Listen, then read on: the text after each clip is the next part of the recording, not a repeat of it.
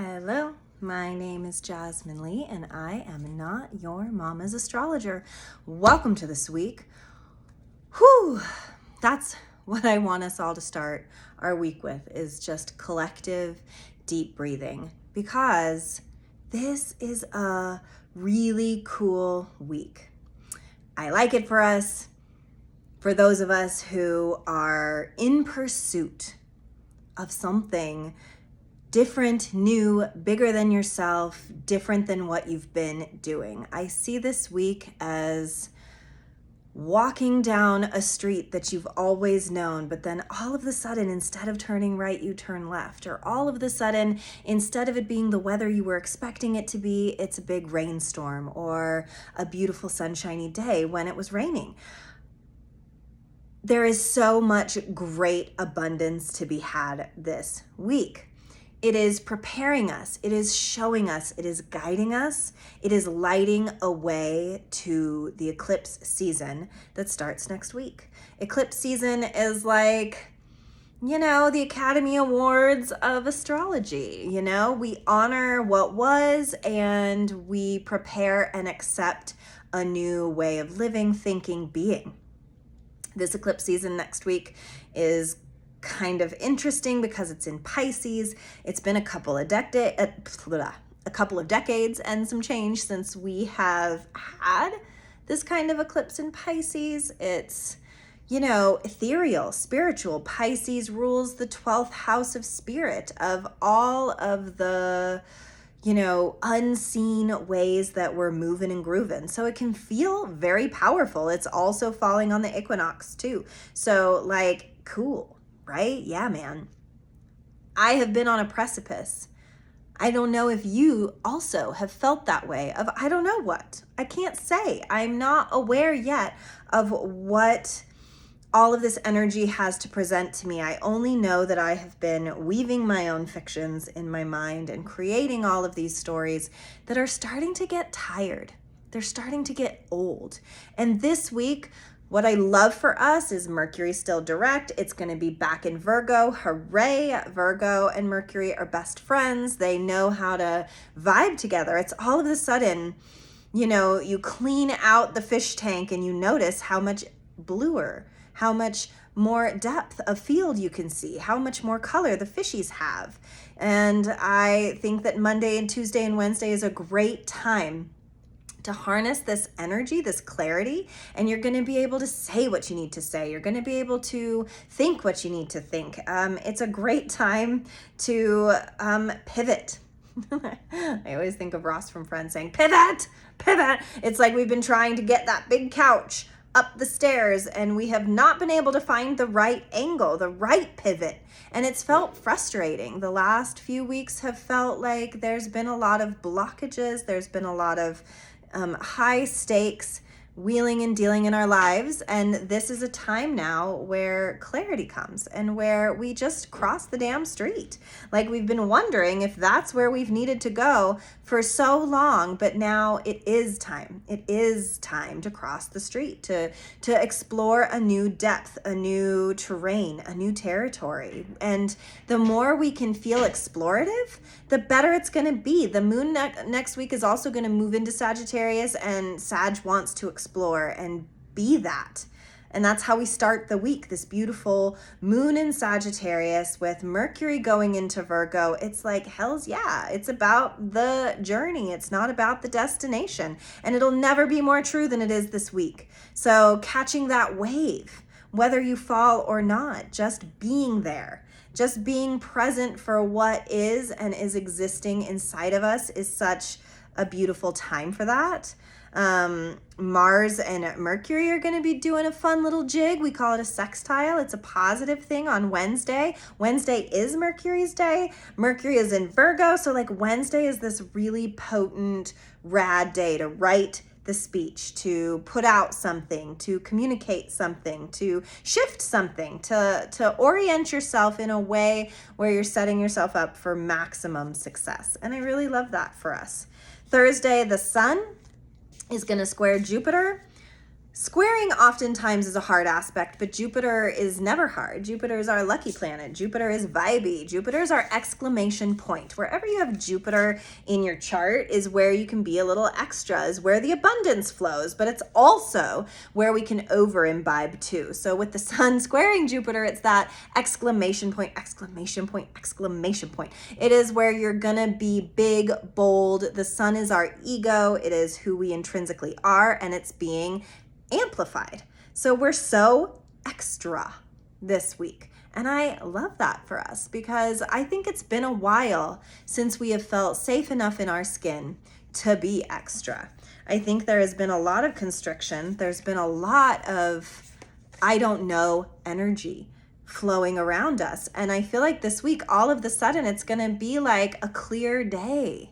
It's going to be, an opportunity to be able to harness what we are really trying to say, what we're really trying to do, what we're really wanting out of this one precious life that we have, because we're all just taking turns walking down different streets.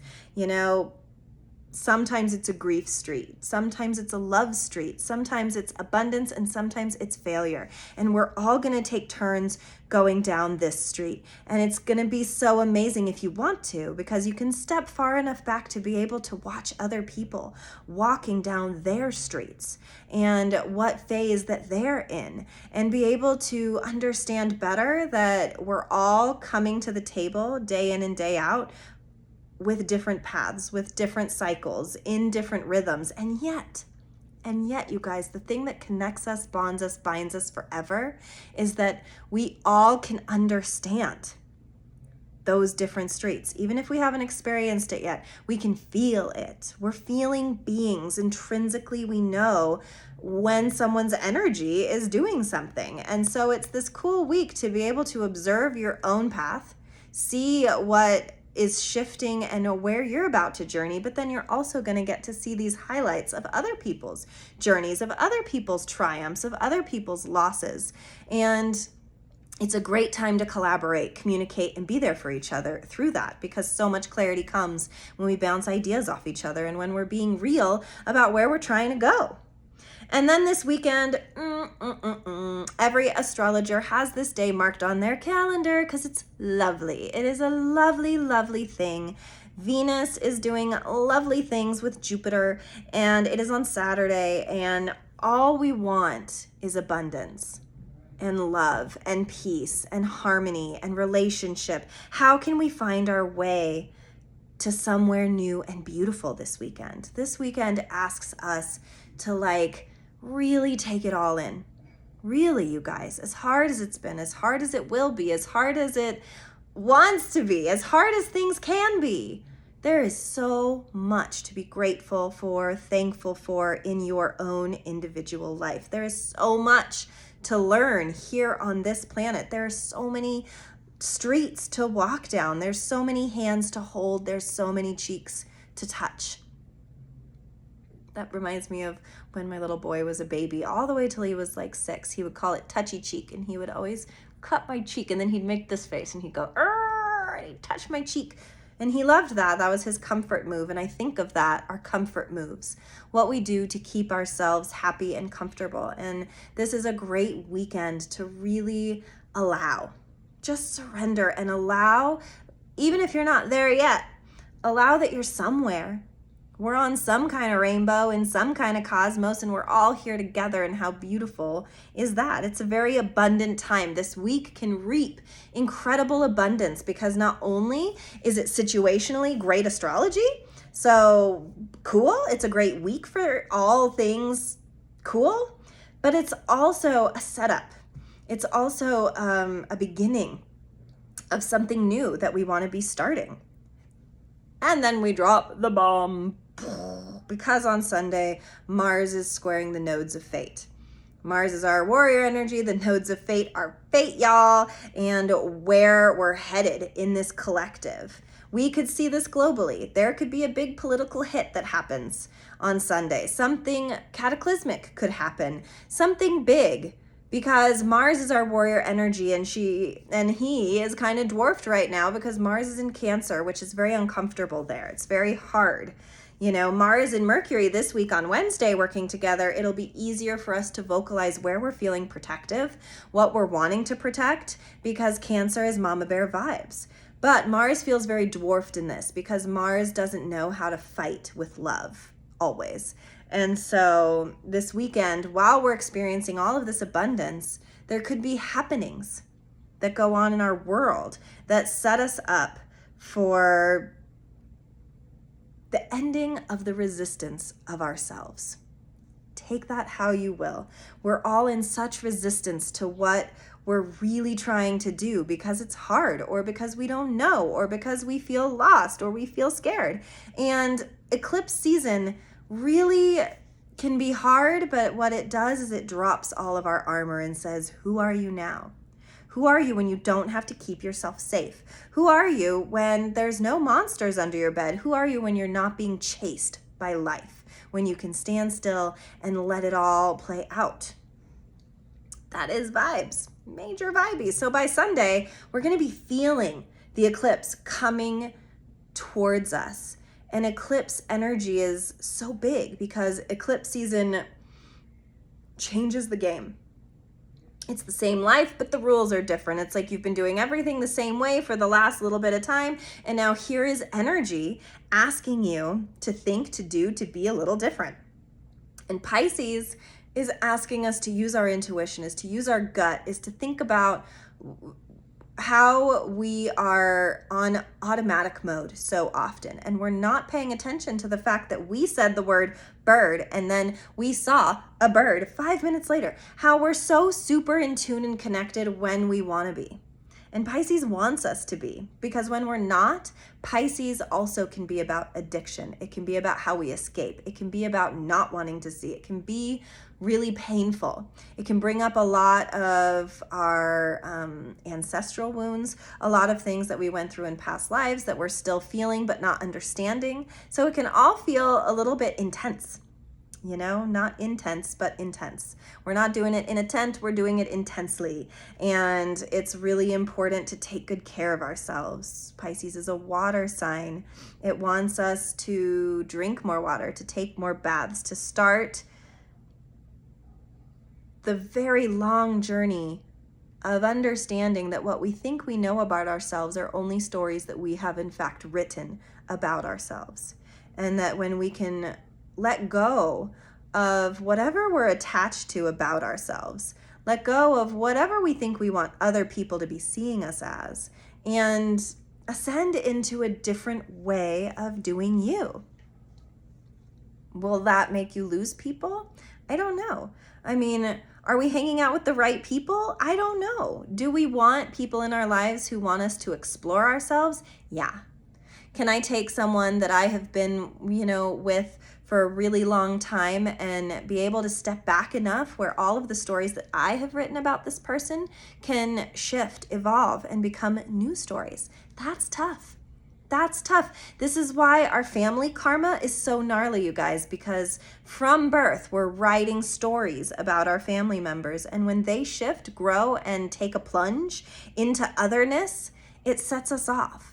It makes us uncomfortable because it changes the script of what we had written about that person. And that's when mother-daughter, sibling, any kind of familial or very long-term relationship is going to get challenged, because we feel comfortable when we're like, okay, that's Jasmine. She takes her coffee with sugar and cream. She loves cats. She is an epic reader. It's like, yeah, we can list off all these things about me.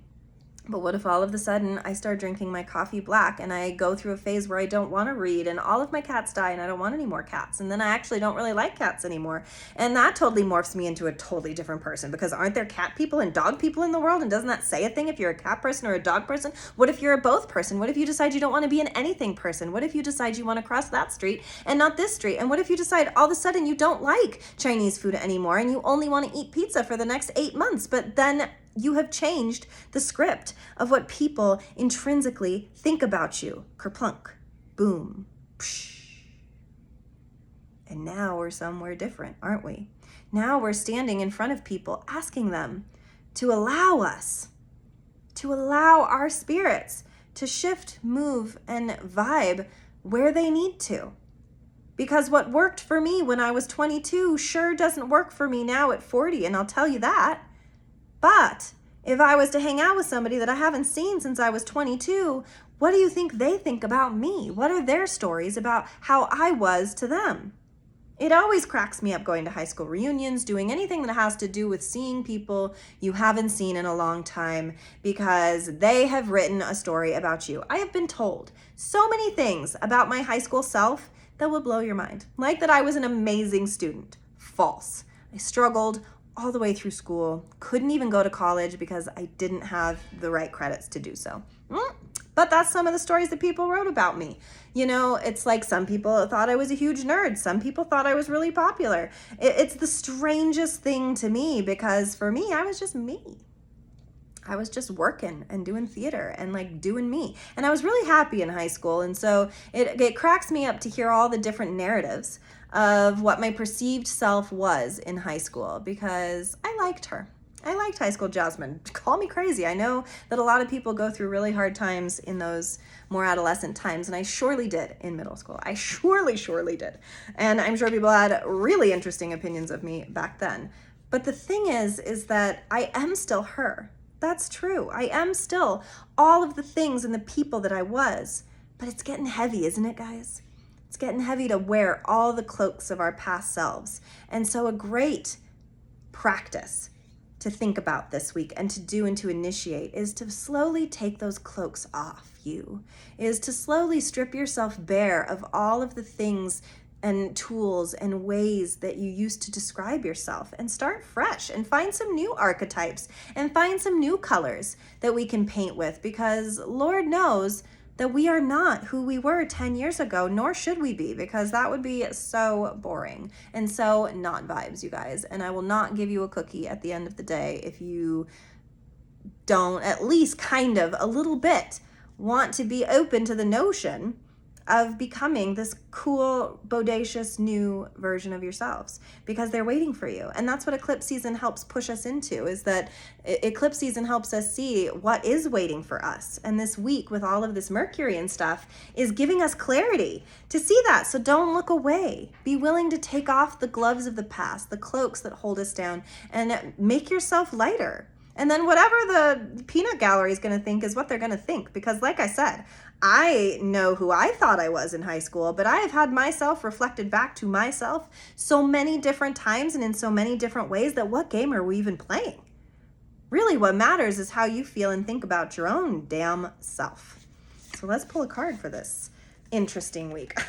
It's so perfect, you guys. It's so perfect. It is the card Ego Sublimation.